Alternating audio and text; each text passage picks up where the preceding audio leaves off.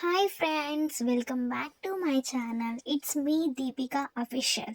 ఈరోజు మనం ప్రిపేర్ చేయబోతున్నాం చికెన్ కర్రీ. సో దీనికోసం 1/2 కిలో చికెన్ తీసుకొచ్చుకొని నీట్గా వాష్ చేసుకుని పక్కన పెట్టుకోండి.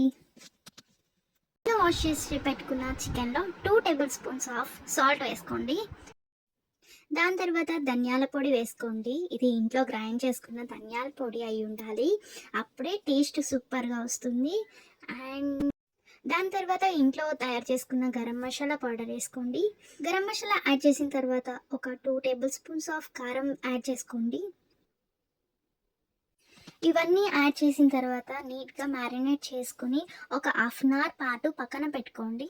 దీనివల్ల కారం, ఉప్పు, స్పైసెస్ అనేవి చికెన్కి బాగా పడతాయి. సో కర్రీ అనేది టేస్ట్ బాగుంటుంది.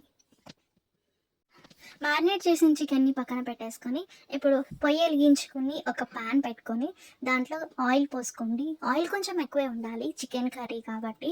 అండ్ దాని తర్వాత కరివేపాకు యాడ్ చేసుకోండి. కరివేపాకు ఫ్రై అయిన తర్వాత ఆనియన్స్ యాడ్ చేసుకోండి.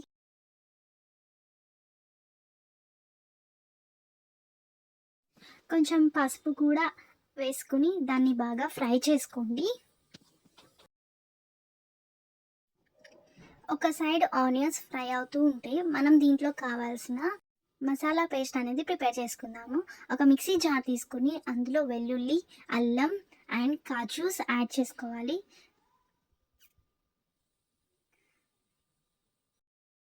కాజూస్తో పాటు ఒక చిన్న టమాటో కూడా యాడ్ చేసుకోవాలి. అండ్ చిన్న ఆనియన్ కూడా యాడ్ చేసుకోవాలి.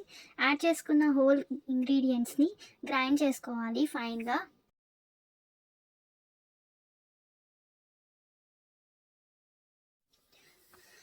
ఈ విధంగా ఫైన్ పేస్ట్ లాగా ప్రిపేర్ చేసుకొని పెట్టుకోవాలి. అండ్ ఇక్కడ చూసుకుంటే ఆనియన్స్ అనేవి మంచిగా ఫ్రై అయిపోయి ఉంటాయి. ఇప్పుడు మనం ప్రిపేర్ చేసుకున్న పేస్ట్ని ఈ ఆనియన్స్లో యాడ్ చేసుకోవాలి. యాడ్ చేసుకొని పచ్చివాసన పోయేంత వరకు ఫ్రై చేసుకోవాలి.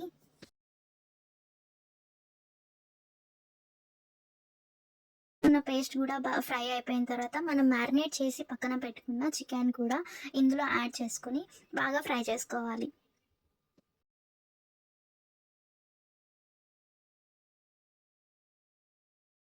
చికెన్ వేసుకొని కలిపేసిన తర్వాత 2 మినిట్స్ ఒక మీడియం ఫ్లేమ్లో పెట్టి వదిలేయాలి.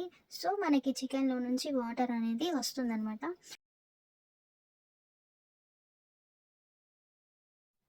5 మినిట్స్ తర్వాత చూసుకుంటే చికెన్ అనేది ఇలా కుక్ అయి ఉంటుంది.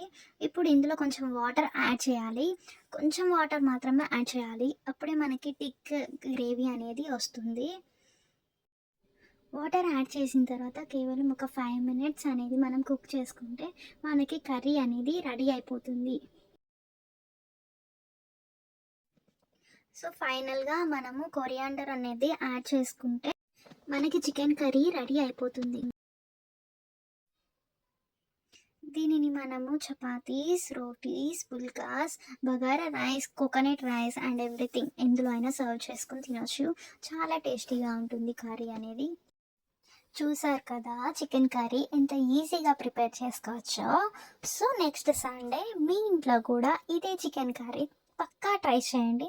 చాలా బాగుంటుంది టేస్ట్ మాత్రం. And please do subscribe my channel. And if you possible, like, share.